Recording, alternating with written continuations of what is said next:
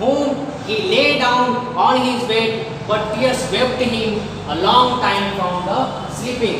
घर आकर, सॉरी, ये बैंकर अपने घर को आकर, घर आ जाता है बिना कुछ किए, बिना लॉयर का मर्डर किए घर को आ जाता है और अपने बिस्तर पर सो जाता है, लेकिन उसको पूरी रात नींद नहीं आती, उसके आंखों से लगातार आंसू निकल रहा है, लगातार आंसू निकल रहा है। वो सोच रहा था कि वो कौन सा पाप कर रहा है। वैसे आदमी को वो मारने जा रहा था जो उसी के बारे में सोच रहा था, इसीलिए वो बहुत इमोशनल हो जाता है, बहुत भावुक हो जाता है, उसकी आंखों से आंसू निकलने लगते हैं, वो रात भर सो नहीं पाता है। In the next morning the poor watchman came running to him and told him that they had seen the man who lived in the wing climbed through the window into the garden.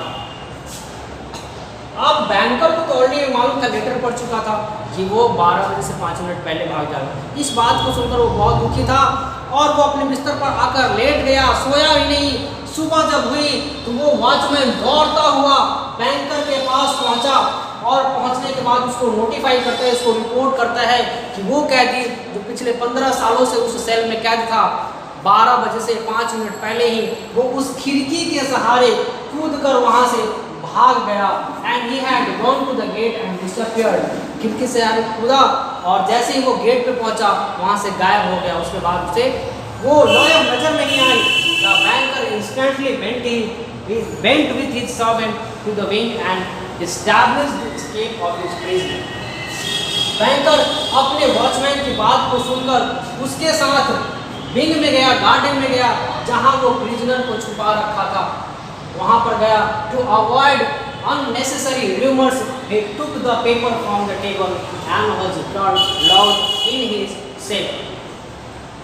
वहां गया और उस room में पड़े हुए paper को, जो letter lawyer ने लिखी थी, उस लेटर को उसी टेबल पर छोड़ के आ गया था और सुबह जाकर उस लेटर को उठाता है और बताता है कि किसी अननेसेसरी र्यूमर को अवॉइड करने के लिए वो पीस ऑफ पेपर उठाता है टेबल से और अपने घर में वापस आकर उसे एक सेफ में लॉक कर देता है। किसे लॉक करता है?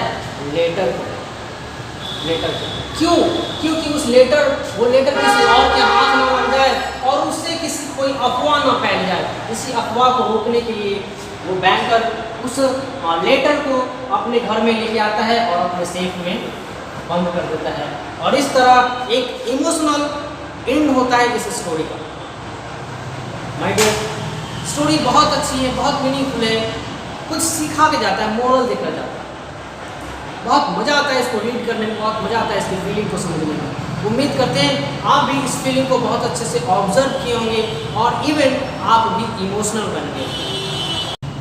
जो लेसन आपने पढ़ा द वेट, बहुत इंटरेस्टिंग, बहुत इमोशनल, मज़ा आ गया हमें पढ़ाने में और उम्मीद करते हैं आपको पढ़ने में बहुत मज़ा आया। चलिए, लेसन के बाद लेसन फिनिश हो गया है तो उससे बेस्ट जो क्वेश्चन आंसर और जो एक्सरसाइजेज है हमारे पास या फिर आपके जो सिलेबस बुक में है उसको ज़रा जान लें, उसको समझा देते हैं आपको। कोशिश करेंगे आप खुद से लिखेंगे उसका आंसर और क्वेश्चन भी इसमें आसान बहुत आसान सा क्वेश्चन है जिसका आप अगर मीनिंग समझ गए तो आंसर बहुत आसानी से खुद से दे सकते हैं। चलिए समझते हैं इसके मीनिंग को। The first number question here, what were the terms and the condition of the weight? Do you think they were proper? अब क्या रहा है, ये क्वेश्चन आपसे पूछ रहा है कि जो वेट लगी थी उसके टर्म्स और कंडीशंस क्या थे। जो शर्त लगाई गई थी लॉयर और बैंकर के बीच में, उस वेट का टर्म्स क्या था और कंडीशन क्या था। आपने ऑलरेडी पढ़ा कि जब लॉयर को एक सेल में बंद होना था उससे पहले एक एग्रीमेंट बनी थी और उस एग्रीमेंट में बना था कि आपको किसी से मिलना नहीं है, आपको किसी से बात नहीं करना है, फलाना। और फिर उसमें कुछ राइट्स भी दिए गए थे, जिसमें राइट्स में उसको बुक मिलनी थी, पेपर मिलना था, न्यूज़पेपर मिलना था, वाइन मिलना था, टोबैको मिलना था। ये सारा कंडीशन जो आपने पढ़ा था सेकेंड या थर्ड पैराग्राफ में होगा आपकी बुक में, वो आप लिख लेंगे। जब आप इसका आंसर दे लेंगे उसके उसके बाद पैराग्राफ चेंज हो जाएगा, एक क्वेश्चन का आंसर देने के बाद पैराग्राफ चेंज और फिर दूसरा क्वेश्चन पूछ रहा है आपसे उसी में कि क्या ये जो वेट लगाने का टर्म और कंडीशन है वो सही है या नहीं। अगर आपकी नज़र में सही है तो आप अपना व्यू देंगे, अपना ओपिनियन देंगे। अगर आपकी नज़र में सही नहीं है तो फिर आपको अपना ओपिनियन देना पड़ेगा कि सही क्यों नहीं है। अगर यस करेंगे तो बताना पड़ेगा कि क्यों, अगर नो करेंगे तो भी बताना पड़ेगा। Clear? Second one, why was the banker afraid of honouring the bank. अब वो जो बैंकर था, वो जो साहूकार था, वो बेट कंप्लीट होने वाला था, और जब बेट कंप्लीट होने वाला था तो वो डर क्यों रहा था? 2 मिलियन रबल देने के लिए क्यों डर रहा था? बैंकर 2 मिलियन रबल देने के लिए क्यों डर रहा था? क्योंकि उसका कंडीशन उस समय अच्छा नहीं था। He was not in a very good condition to pay 2 million rubles. If he pay the 2 million rubles, he will be exploit himself forever. ये लाइन दिया था उसने, लेसन में लाइन दिया था कि अगर वो 2 मिलियन रुपया उसको पे कर देता है तो वो हमेशा के लिए बर्बाद हो जाएगा। ये आंसर आपको यहाँ पे है। In the third one, what is the banker do to kill the lawyer. My god, इस बैंकर ने, इस साहूकार ने लॉयर को मारने के लिए क्या प्लान किया? सारा कुछ आप स्टोरी पढ़े तो आपको आइडिया होगा कि उस बैंकर ने लॉयर को मारने के लिए क्या प्लान बनाया। क्या प्लान बनाया था? उनके अंदर क्या था, बोला पिल्लों से उसका मुंह दबा देंगे, उसका सांस बंद हो जाएगा और इस तरह वो मर जाएगा और लोगों को डाउट भी नहीं होगा कि ये अननेचुरल डेथ है। सबको यही लगेगा कि ये पूरा हो चुका है, वीक हो चुका है, इतना वीक हो चुका है कि वो अपने आप मर गया, उसकी नेचुरल मौत हो गई है, और इस प्रकार उसमें कोई डाउट भी नहीं करेगा। Clear? Fourth number, what did the banker do to know that the lawyer had escaped and why did he read to read the notes of the lawyer. अब ये आपका लास्ट क्वेश्चन है जिसमें पूछा जा रहा है what did the banker do to know the lawyer had escaped. Banker जब लॉयर के रूम में गया, बैंकर जब लॉयर के रूम में गया तो वो क्या जानता था लॉयर के बारे में, मतलब लॉयर ने क्या प्लानिंग किया था अपने आप को बचाने के लिए।